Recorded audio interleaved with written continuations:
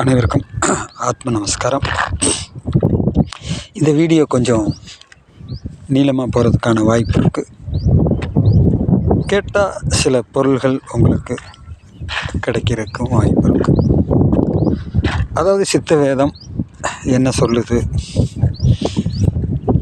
சித்த வித்தியார்த்திகள் என்ன சொல்கிறாங்க அப்படின்னா, நாம் முன்னமே ஒரு வீடியோவில் சொன்ன தகவல் தான். கடவுள் மறுப்பாளர்களுக்கும் கடவுள் அந்த கோயில் வழிபாடுகள், புற வழிபாடுகள், இவைகள் மீது நம்பிக்கை அற்றவர்களுக்கு தான் இந்த சித்தவேதம். ஏன்னு கேட்டிங்கன்னா, ஒரு சம்பவத்தை உங்களுக்கு சொல்லி நான் விளக்குறேன்.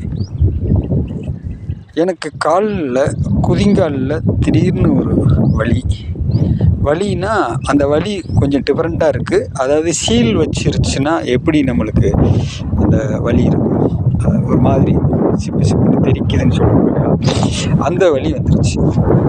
இப்போ தாங்க முடியாத அளவுக்கு இருக்குது. கன்ஃபார்மாக காலை வெட்டி தான் எடுக்கணும், வேறு வழியே இல்லை அப்படின்ற மாதிரியான ஒரு உணர்வு எனக்குள்ளே உண்டாயிருச்சு. ஏன்னா அந்த வலியினுடைய தன்மை அப்படி இருக்குது. அப்போ என்ன நடந்துச்சு அப்படின்னு தெரியாமல் சாமிக்கிட்ட தவத்தில் வேண்டி கேட்குறேன். அப்போ எங்கே இந்த சம்பவம் நடக்குது அப்படின்னா, நம்ம அந்த திரைப்பட பாடல்லாம் கூட இருக்கு இல்லையா, அந்த முருகனை பற்றி ஒரு பிரபலமான பாடல், இந்த ஜெமினி கணேசன் சாவித்திரி பாடுற மாதிரி இருக்கும்.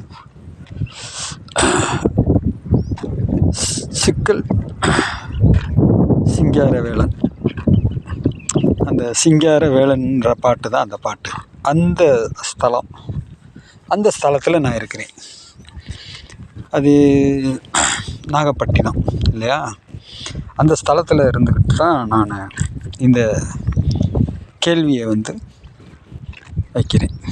என்ன நடந்துச்சு, என் காலுக்கு என்ன பிரச்சனை, ஏன் இது மாதிரி நடக்குது அப்படின்னு கேட்கும்போது, ஒரு சம்பவத்தை அந்த திரைப்படத்தில் நம்மளுக்கு அந்த ப்ளஸ்பேக் வர்ற மாதிரி ஒரு சம்பவத்தை ஞாபகப்படுத்துகிறாங்க. எங்கள் ஒரு வீடு வாடகைக்கு விட்டுருந்தோம். அது ஓட்டு வீடு. அந்த வீட்டில் ஒரு பையன் உள்ளே போய் கதவை பூட்டிக்கிட்டு தலையில் மண்ணெண்ணெயை ஊற்றிக்கிட்டான் போல் இருக்கு. அவங்க அம்மா வாசலில் நின்றுட்டு கதவை திறப்பான்னு சொல்லி கத்துது, அழுகுது. நான் பக்கத்து வீட்டில் எங்கள் வீட்டில் படுத்திருந்தேன். இந்த சவுண்டு கேட்டு எந்திரிச்சு நான் வெளியே ஓடி வர்றேன். வந்து பார்த்தா இந்த சம்பவம் நடந்துக்கிட்டு இருக்கு. அப்போ கதவை நான் எத்தி உடைச்சி அந்த பையனை வெளியே இழுத்து விட்டுறேன்.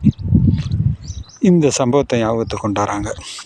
அப்போ கதவை நான் எத்தும்போது என்னுடைய குதிங்காலை தான் நான் பயன்படுத்தினேன். அப்போ அது அந்த வேகத்தில் நடந்தது.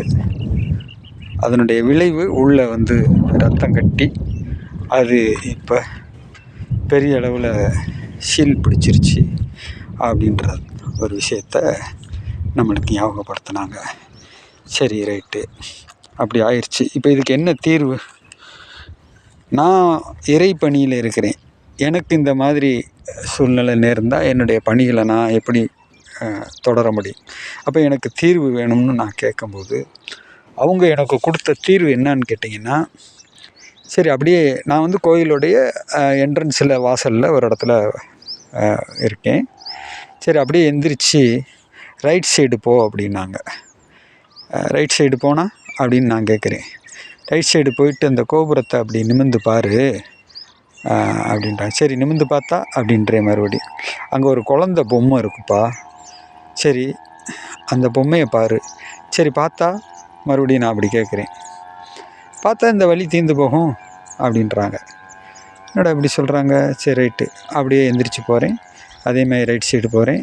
நிமிர்ந்து பார்க்குறேன். அதில் ஒரு குழந்த பொம்மை ஒன்று இருக்குது. அதை பார்க்குறேன். எனக்கு கால் வலி சரியாக போச்சு.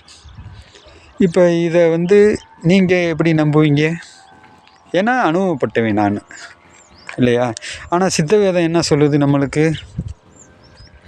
கோயில்கள்லேயும் சிற்பங்கள்லேயும் சிலைகள்லேயும் உருவங்கள்லேயும் ஒன்றும் இல்லை அப்படின்னு சித்த வேதம் சொல்லுது. ரைட்டு. அப்போ அது யாருக்கு? அது யாருக்கு? அது யாருக்காக சொல்லப்பட்டது? இங்கே தான் நம்ம அறிவை பயன்படுத்தணும். கண்ணிலே அன்பு இருந்தால் கல்லிலே தெய்வம் வரும். அதுதான் இந்த வாக்கியங்கள் எல்லாத்தையும் நம்ம ரொம்ப கேட்ச் பண்ணணும்னு நான் அடிக்கொருக்கா சொல்கிறது.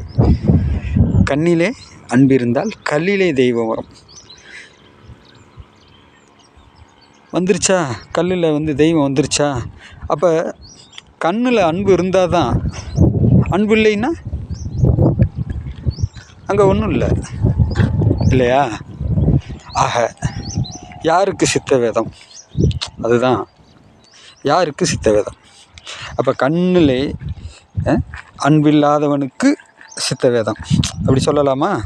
அப்படி சொன்னால் கோவிச்சுக்கிருவீங்கல்ல. உங்கள் கண்ணுலாம் அன்பு இல்லை, அதனால தான் உங்களுக்கு கல்லில் தெய்வம் இல்லை அப்படி சொன்னால் நீங்கள் என்ன செய்வீங்க? கோவிச்சுக்கிறீங்க. அப்போ விஷயம் அது கிடையாது. நீங்கள் எந்த இடத்துல இருக்கிறீங்களோ அந்த இடத்துல இருந்து உங்களுடைய கான்செப்டில் இருந்து உங்களை கரை சேர்க்குற வேலை. ஏன்னா பல யுத்திகளை கையாள்வாங்க மகான்கள். இந்த கூட்டத்தை எப்படி உள்ளே கொண்டாடுறது, அந்த கூட்டத்தை எப்படி உள்ளே கொண்டாடுறது, இந்த பயலுக்கு எப்படி இருக்காங்க, அப்போ இவங்க போக்கில் போய் இவங்களை உள்ளே கொண்டாடணும். இப்படித்தான் மகான்கள் வடிவமைப்பாங்க. அதனுடைய ஒரு பயன்பாடு தான் சித்த வேதம். சரிங்களா? ஆத்ம நமஸ்காரம்.